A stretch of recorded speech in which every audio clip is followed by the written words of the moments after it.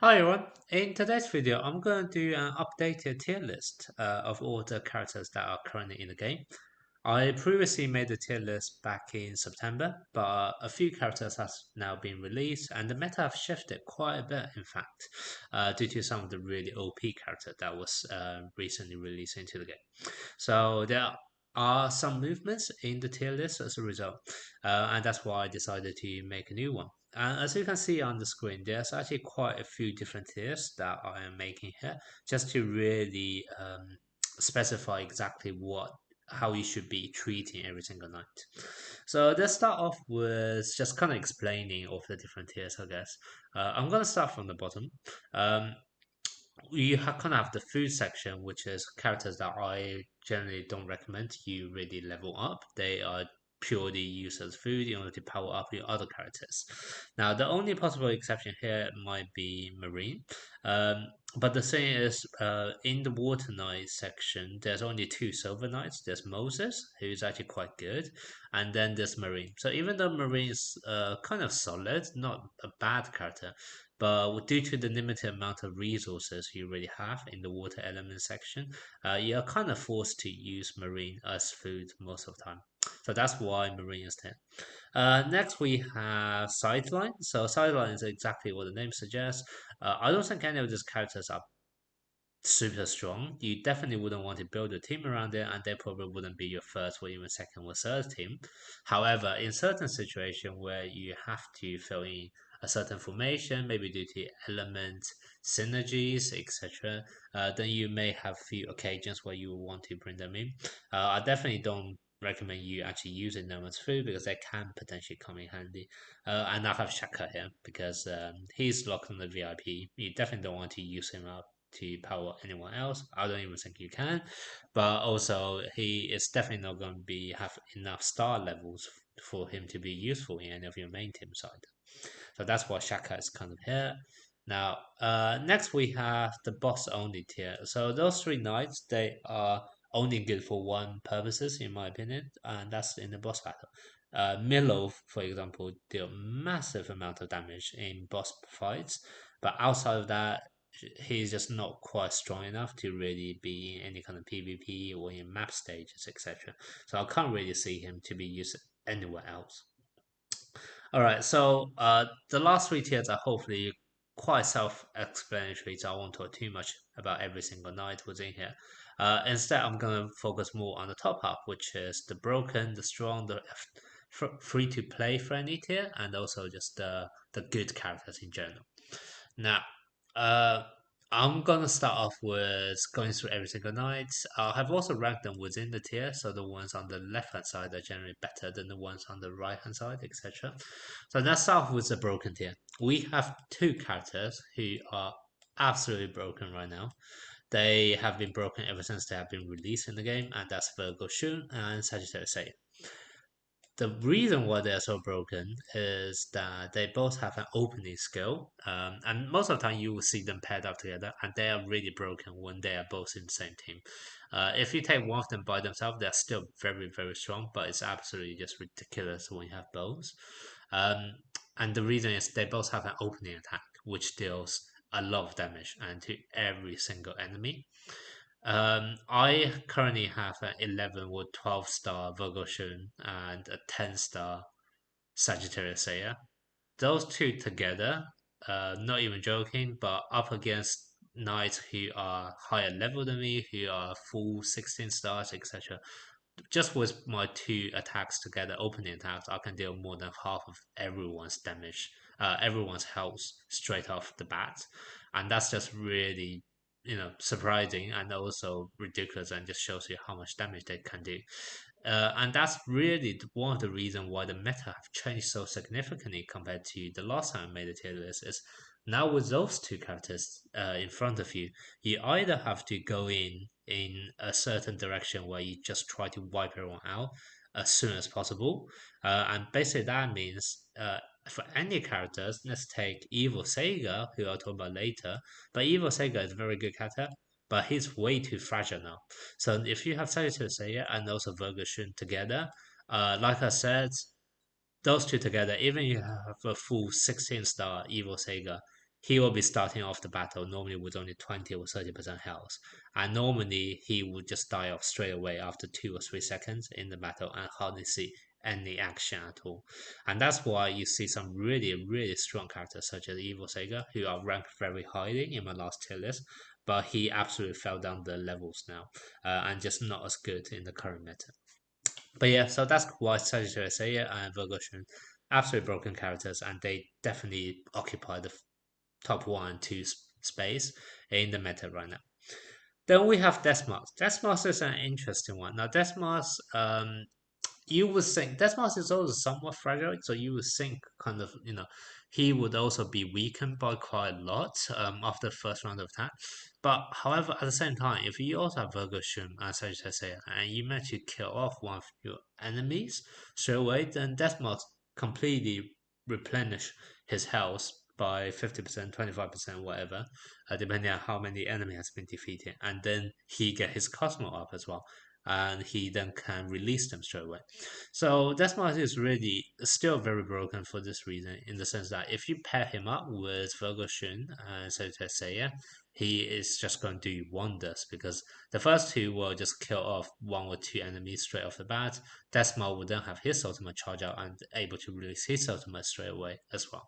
So that's absolutely deadly. And even if you're facing the opponent's Virgo Shun and Sagittarius, Virgo does an opening attack and also buffs Sagittarius, which is why Sagittarius is able to do such a high amount of damage at the start of battle.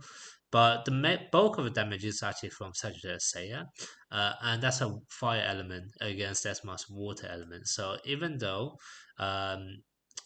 Desmos is quite fragile. If you do have a really high level one with really high accessory, you can probably survive the first round of attack.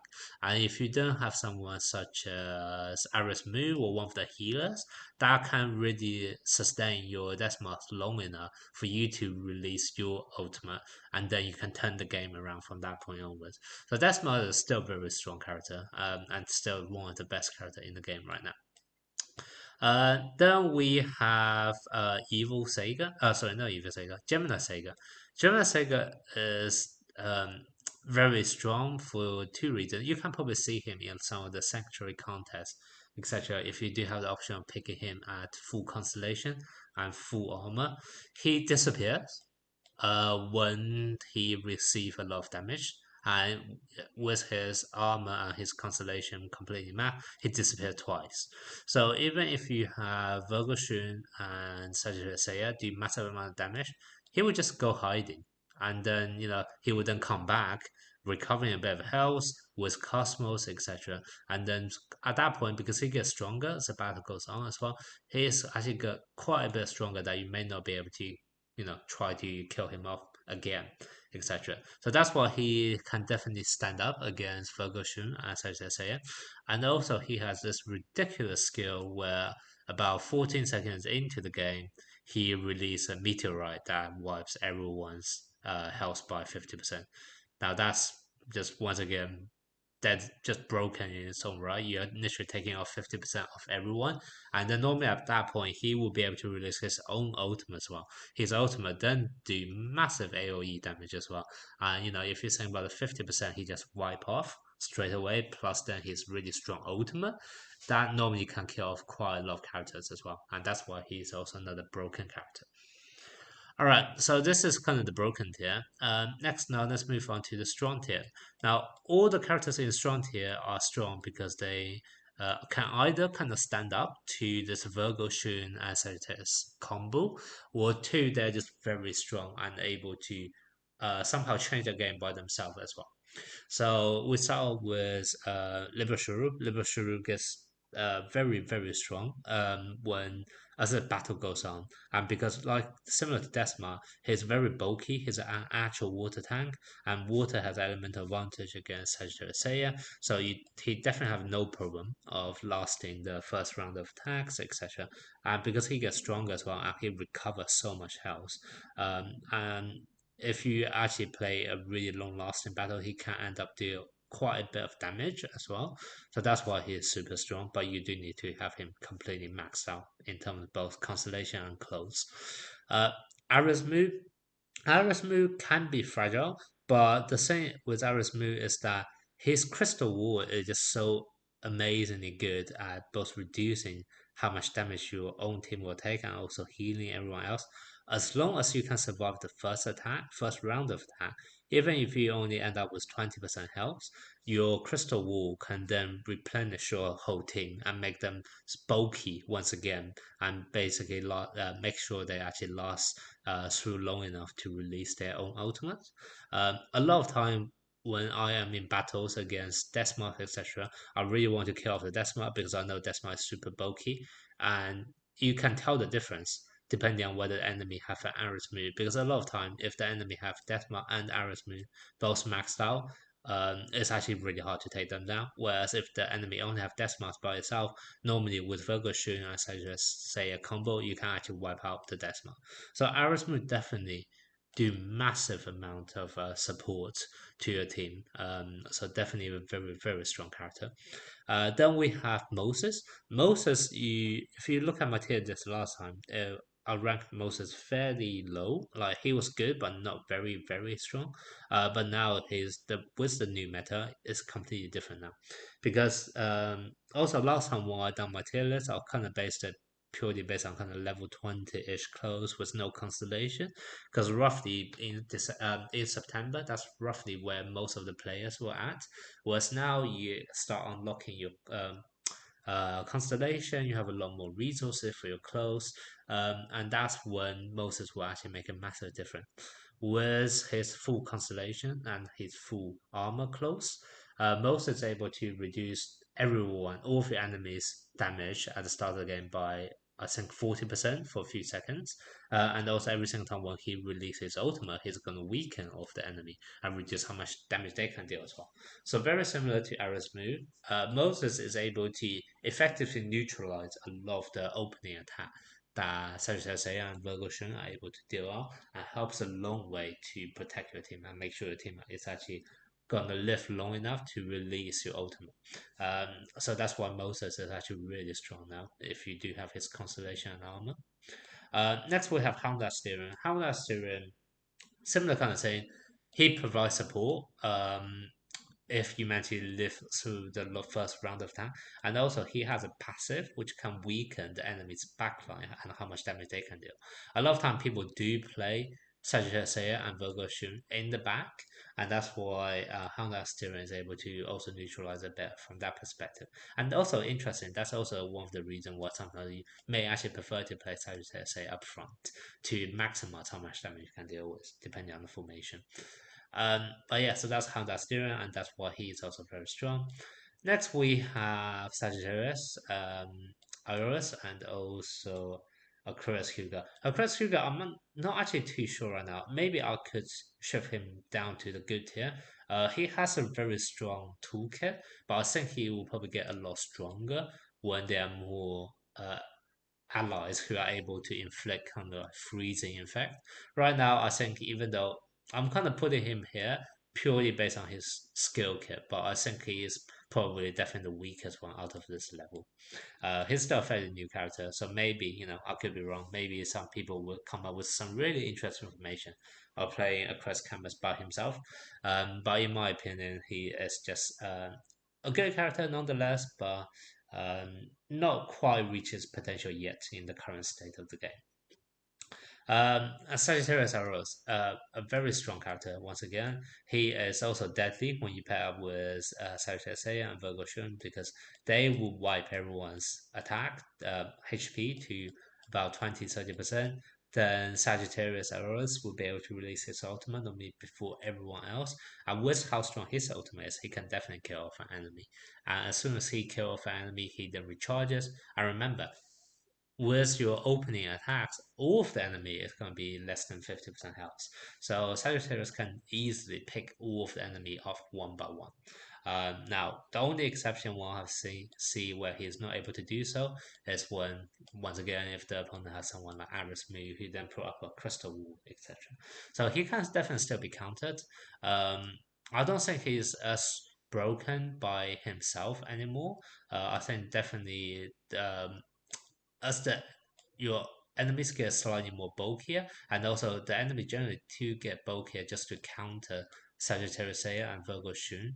And as a result, right now in the meta, it's actually somewhat more difficult for Sagittarius Aurorus to pick off the enemy one by one, just purely because the knights are generally just a bit more bulkier than before.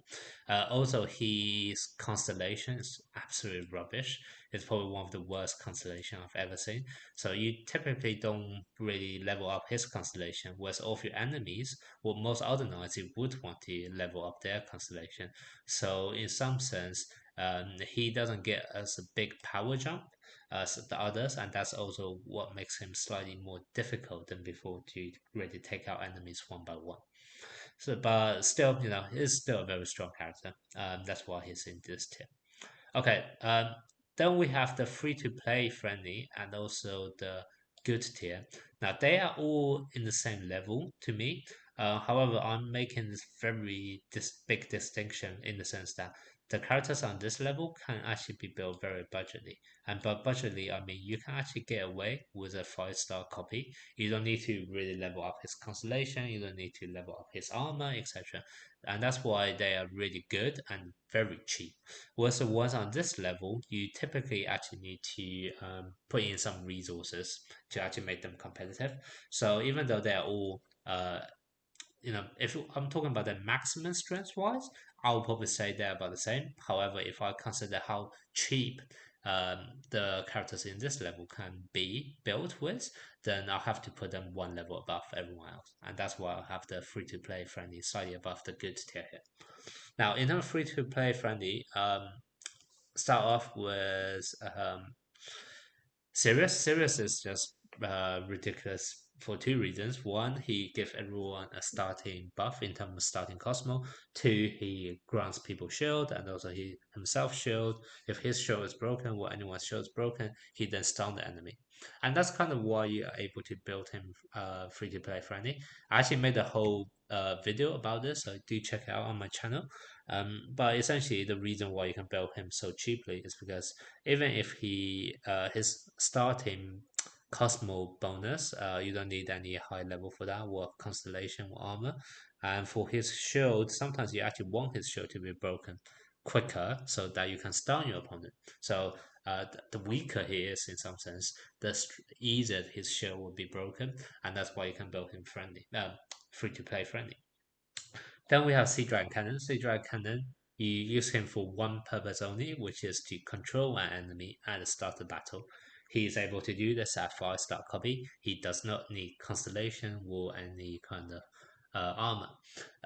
If you actually look at my first video, I actually placed him quite lowly before because I did not realize how good his opening attack is. I was kind of doing my judgment on him and review on him based on how his full potential is. And I stand by my point. His full potential, I don't think it's that good. However, because he's able to do so well, he only does one thing, but he is able to do it so well at a 5-star copy. I think he deserves a special mention here, and that's why I have bumped up his tier by quite a bit and moved him to this F2 free to play friendly tier, just to show you that he is definitely playable, and you definitely don't need anything more than a 5-star copy. So that's the story behind Sea Dragon Cannon. Next we have Agati. Agati is also very free to play friendly because the main thing you use him for is that he doesn't die when he's killed off for the first time. He has a few seconds of immortality. He's able to do that once again a 5-star copy, so you don't need a huge amount of resources needed in order to really build him up.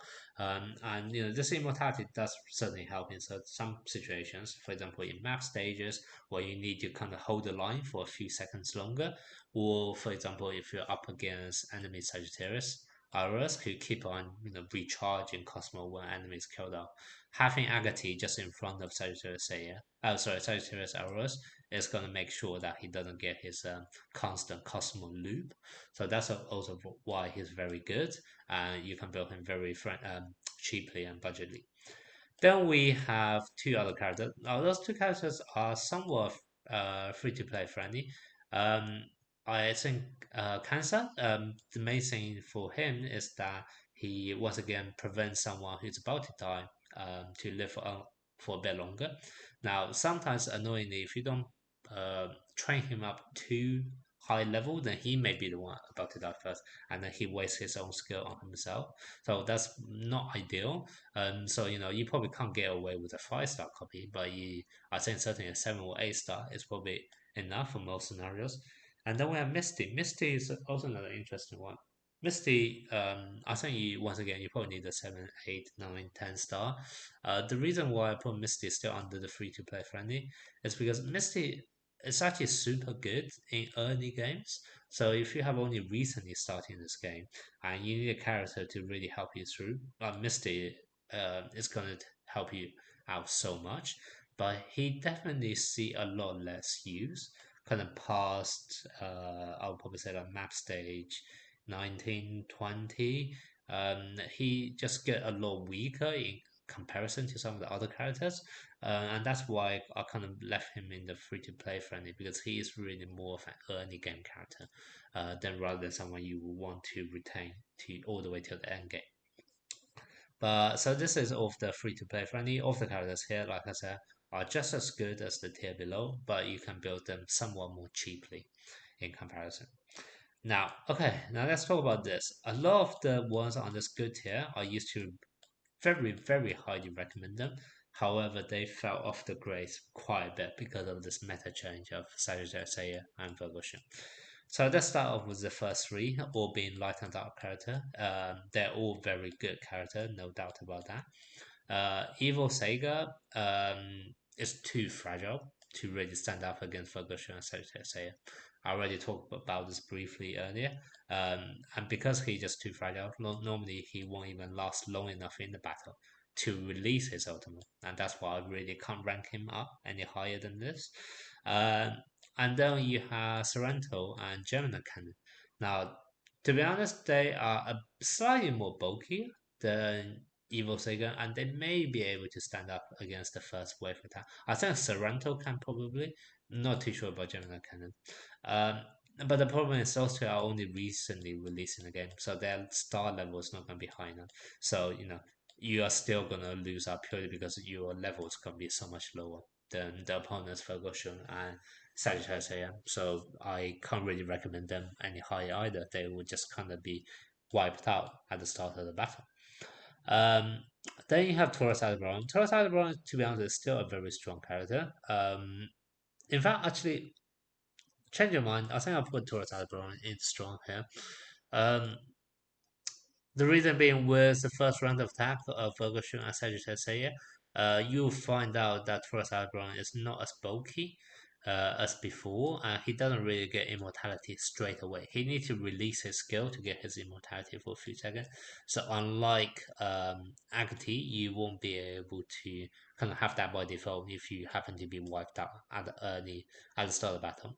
However, I just had to change my mind, and the reason why I put him up on the strong tier now is because if the enemy do actually have such as say and Shun and knock you out or knock massive amount of health of Turret out of Baron, normally with all of the reflection damage you're able to do, you're able to take one of them out as well. And if you then also have let's say death marks in your team, if one of your enemy, such as Vergoshun, let's say, is knocked out, then your Deathmouse recover health and you make sure your Deathmouse is long enough to release his ultimate. So I guess in that sense, he is actually quite similar to the role that Iris Mu is able to play. Less so of an actual protector, but more so of a reflection damage dealer, and make sure your Deathmouse actually then able to sustain enough health to live through the first opening attacks. So yeah, so for that reason, change of mind. Let me bump up Taurus Aldebaran to the strong tier instead. Uh, Leo is interesting. So Leo is sometimes I think is a weaker version of Desmond. Leo also gets stronger when enemies killed out. So you would think for that reason he makes a good combo with Sagittarius Seiya and Ferguson, which is the case. He does get stronger, but unlike Desmond, he doesn't regain Cosmo or HP when enemy is killed out. He just gets attacking buff and attacking speed buff, etc. And that's less useful because he can't really go into the same combo I mentioned with like Taurus at the Baron to try to recover his health. It doesn't really work like that. And also he can't really go into this Cosmo loop of keep on releasing ultimate whenever enemies killed off either. So that's why Leo, in my opinion, fell off the grades here, but not as good as before. Capricorn Shura once again somewhat fragile. Normally with the first round of open attacks, your Capcom Shura is going to be close to dead. And really need to then release his ultimate to then kind of recover some health back.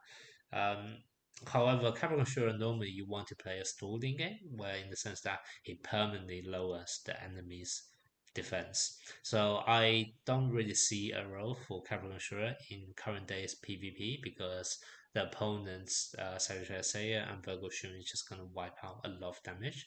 However, you can probably still see him being used in map stages and lower the enemy's defense, etc. And he's also very deadly in the boss trials, where you need to deal high amount of damage. The fact that he's able to permanently weaken the enemy's defense is gonna help your whole team deal out a lot more damage, and that's why he's super good. Um, Liverdoko is still good. Liverdoko is still able to stand up against Sagittarius and Virgo Shun. He's just bulky enough. The problem with Liverdoko is still the same as before, though, is that he protects himself very well because he's so bulky. He does not protect his team well. So if you think about Virgo Shun and Sagittarius, they do massive amount of damage to everyone else. Liverdoko being protected now is not actually able to protect the rest of your team, and that's why he's not. I can't really rank him up high any higher than good either. Across canvas is able to freeze everyone at the start of the game. That is somewhat neutralized now. It used to be a really OP skill back in the days before some of the more recent characters were released. But now with Sea Dragon Cannon, with also such as Seiya, all of them have an interruption at the beginning of the battle. So even though Across canvas is still able to freeze everyone, let's say even if the enemy have Sagittarius Seiya to knock you up. However, you will see the importance of your freezing everyone at the start of the battle is kind of neutralized by the opening knockout and interruption by Sagittarius Seiya as well. So for that reason, its usefulness or utility is not as obvious as before. So that's why he is also only in a good tier. Then we have Krishna. Krishna is a really interesting one. Like sometimes I think he's just not good enough to be in this level, and I probably need to move him to the sideline. But sometimes he's actually able to turn around some games because of his skills. So it's a really tricky one. But basically, the same with Krishna is he puts up a shield for everyone at the start of battle. That should be really, in theory, really good when you have up against Virgo Shun and Sagittarius who do massive amount of damage. Because even if you get knocked up, knocked down, whatever, and you suffer a lot of health, but because then your whole team have this shield, they should be able to at least live long enough to for all of your healing support to kick in, for maybe for you to release your ultimate and turn the game around, etc. So normally, on paper, Krishna should be quite good, especially in this meta. But in practice, what I'm seeing is that sometimes Krishna is just too fragile. Like his shield will just get broken too easily. So even though I think he can work in theory, for some reason I just never really find it working in practice. Um, for the benefit of doubt, and I have seen, Krishna, if he is able to last long enough to launch his first ultimate and really kind of protect his own team, the two allies behind him a bit more, he can turn the game around still. But he is just sometimes too fragile to even live through to release his first ultimate. So that's why I kind of put him in the good tier. But in theory, he can actually be quite strong by his toolkit. I just never seem to find him working. If you have managed to figure out to really how to utilize him, then please do leave a comment down below. I am actually really interested in this character because I do think he has really interesting skill, but perhaps I'm just using him a bit wrongly and not getting the best out of him. So that's it. This is kind of my updated tier list, based on kind of end of year December 2022. Let me know what you think. Let me know if you agree with kind of this current meta of Ferguson and Secretary Seiya. Are you seeing that currently in your server as well? And do you think my tier list here kind of reflect the role those knights still have in this current meta?